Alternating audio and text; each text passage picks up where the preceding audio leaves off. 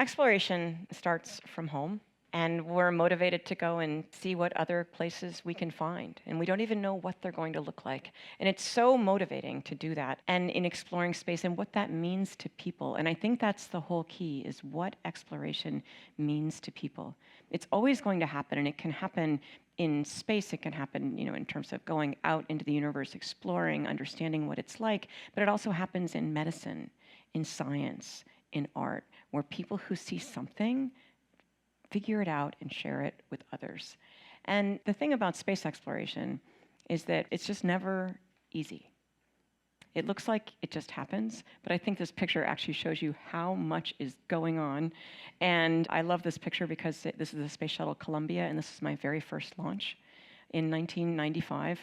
And we did a science flight that has enabled the International Space Station in terms of doing science. Our mission was to figure out how do we do science on the space shuttle so that we can then build the right space station to continue that science. My second mission, night launch, with Colonel Eileen Collins, and our mission was to launch the Chandra X-ray Observatory. And this is a very small model of that telescope. You'll see it in all its glory in just a few slides. It was my second mission, small crew, short mission, only 4 days, because the telescope was the biggest and the heaviest thing that the space shuttle had ever brought to space, before and actually since. It was a mission that was technically very challenging. Eileen was the commander of the mission, I was the commander of the payload, and each of us have, of course, the help of the rest of our crew. And as a crew, we launched this telescope. What I really loved about this mission was that we had a certain part to play, but the telescope and that exploration of how to literally see the universe in terms of X-rays was originated 25 years earlier. So we are a step along the journey in understanding how to 12, 11, see things we've never 10, seen. 9, 8, This is our launch. 7, 6, 5, 4, 3. We have a go for engine start, 0. We have booster ignition and liftoff of Columbia, reaching new heights for women in X-ray astronomy. Booster Columbia is in the roll. We've got a fuel cell pH number 1. Roger, roll, Columbia, we're looking at. So I'll let that play along. But the most important part is what you just heard and maybe might not have recognized. We're expecting Eileen to say, Houston, Columbia. Columbia's in the roll, meaning we've rolled heads up. But what you also heard was something about a fuel cell number 1. And Roger that, Columbia. Looks we like can take the volume down there. AC1.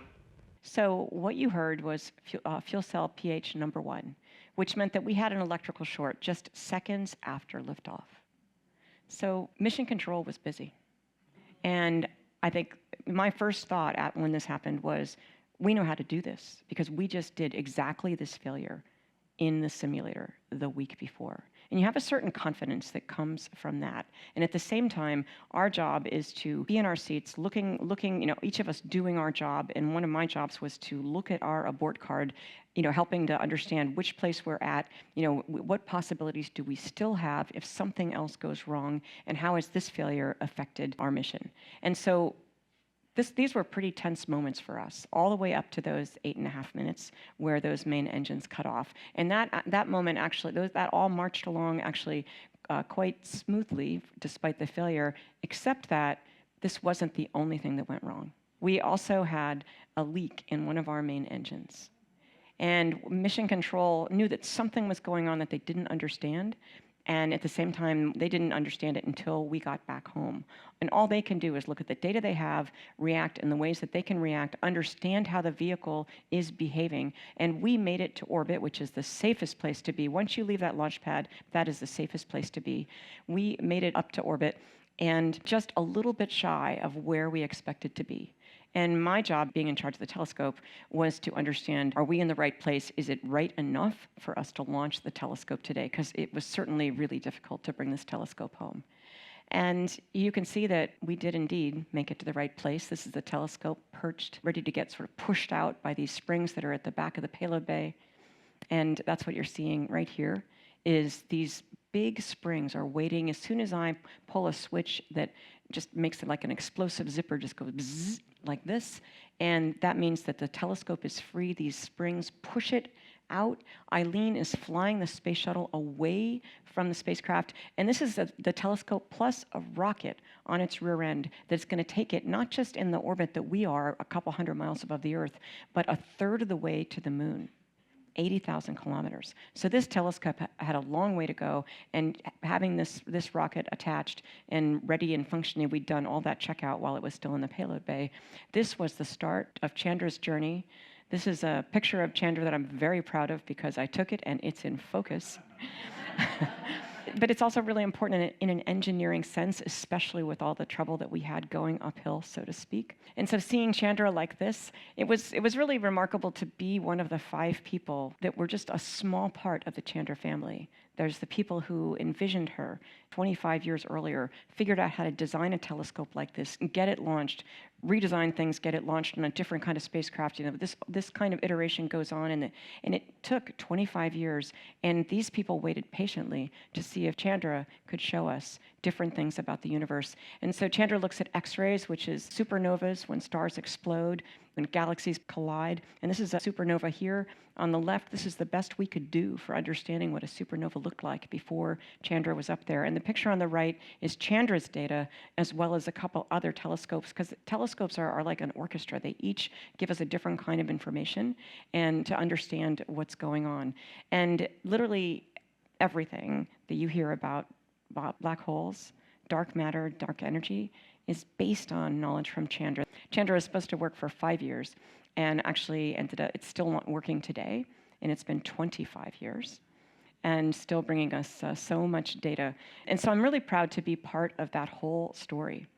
Well, stepping ahead to my next flight, after being part of a launch which is known as the most dangerous launch in the history of the Space Shuttle program that didn't end in an accident, why would I go again? I mean, I wanted to go to space. I wanted to go on missions. I wanted to go on more than one mission. I had done that, and I was proud of the work that I'd done. But exploration, it's a mission. It's not just one single going to space, but exploration itself is a mission to learn more, to go more places, to bring more people. And so living on the International Space Station, going up with the crew, an international crew, Paolo's from Italy, Dimitri's from Russia, there's myself, and joining 3 other people, Scott Kelly, Sasha Kaleri, and Alex Kripochka, and now the 6 of us, we are a crew, one crew, up on that space station, and learning how to be the very best crew. I mean, it always starts with a launch, and this is our destination. This is us. If you see the whole clip, you can actually see me kind of running up to the to my little place to salute. And there we are. We're in what is a tiny rocket compared to the space shuttle. It's a much smaller vehicle, so you feel every single little bit of propulsion. And we got to go around the Earth by ourselves in that little bitty spacecraft for a day and a half, and then we're on the space station. And it is not a small, tiny place. It is a big, amazing, beautiful place.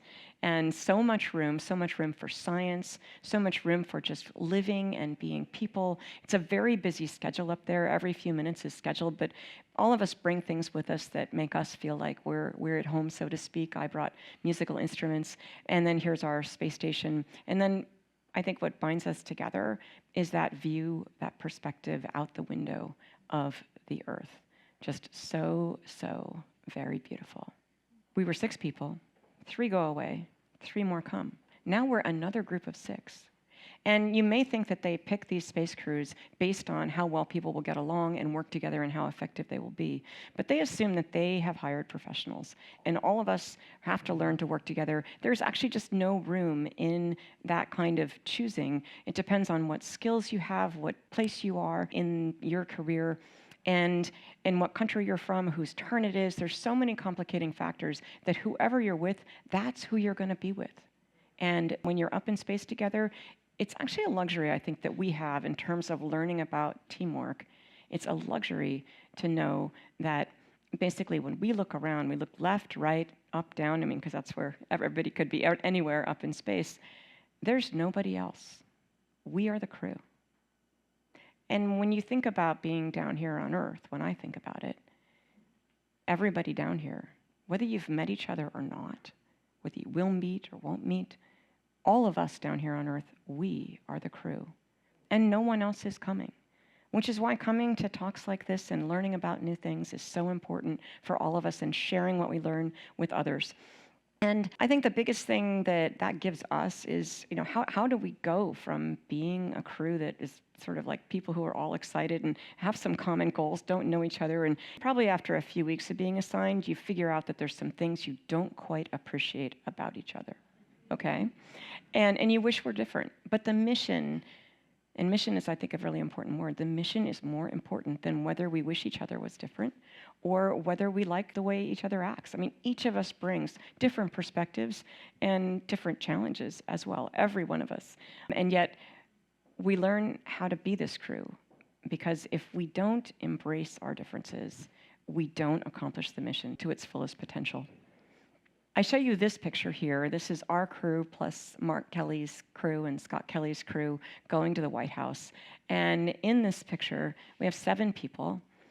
And some people look different, right? Stick out right away. But the important thing that this picture shows you, I think, is that even when people look exactly alike, like the identical twins, Scott and Mark Kelly, they're going to be different people. I guarantee you they are, because I flew with each of them. And and each of us brings something else, and it's certainly not obvious from the way we look, and it's also not obvious from the way we act. And so understanding that the most important thing is to realize that in a group of people, they're going to have some things in common. These are all women, right?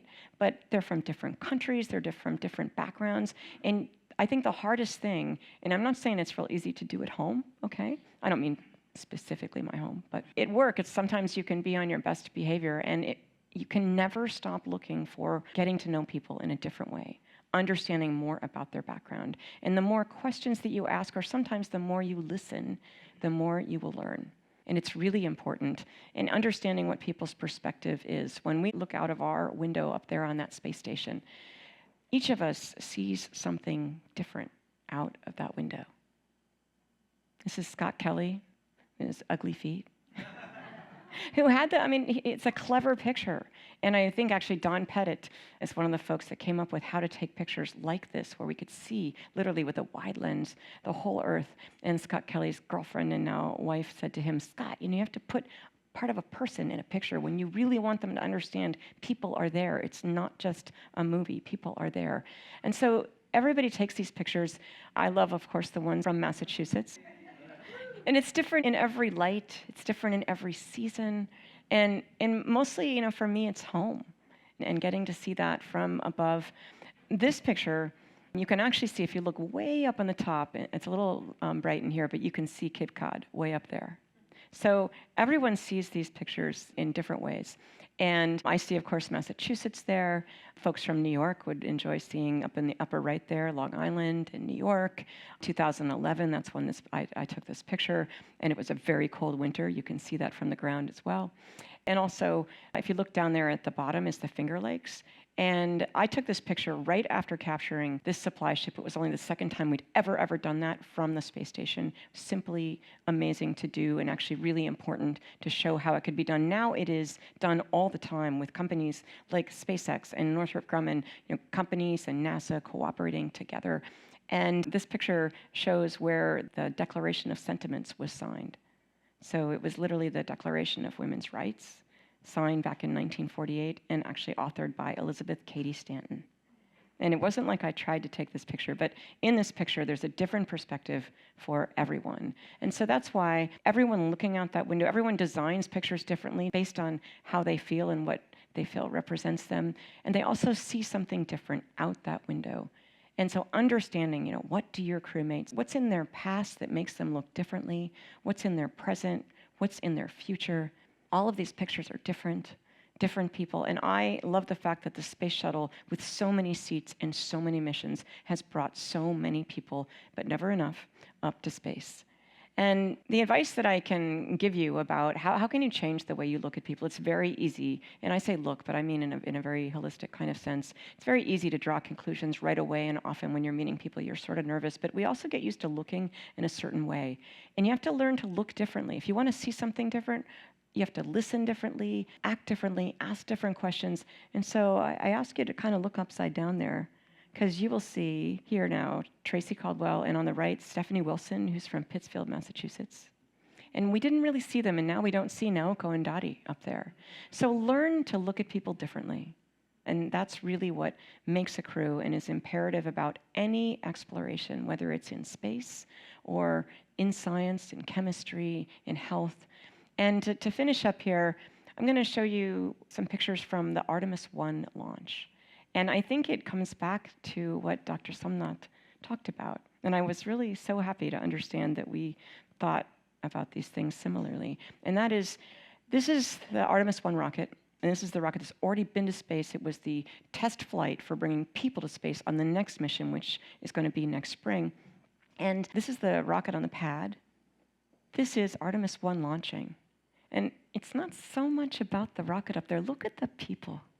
And I know it's about the phones, but actually people are just trying to capture what it feels like to be there. They want to remind themselves. They want to show others what they saw. Going to space changes not just the people who designed or took part in the missions. It changes the people on the ground. And it's something that we need to use in the future to face our challenges and our opportunities in the future, is the compelling nature of space exploration. I see this picture, and it shows me that people just, they want a part of that because it's important. It seems impossible, but it is happening. And these are the 4 people that will be in that rocket. You saw an interview with Victor Glover earlier. These are the 4 people that are practicing as we speak. And February 6th is the earliest launch date. As they said in their interviews last week, they will go when the rocket and the weather are ready, and sometimes that takes longer than anybody would like. But people will be going to the moon, and they will see sites like this, our Earth, all of us that are down here. They will see all of us, and they represent all of us. And they will be changed, and we will be changed as well. Thank you.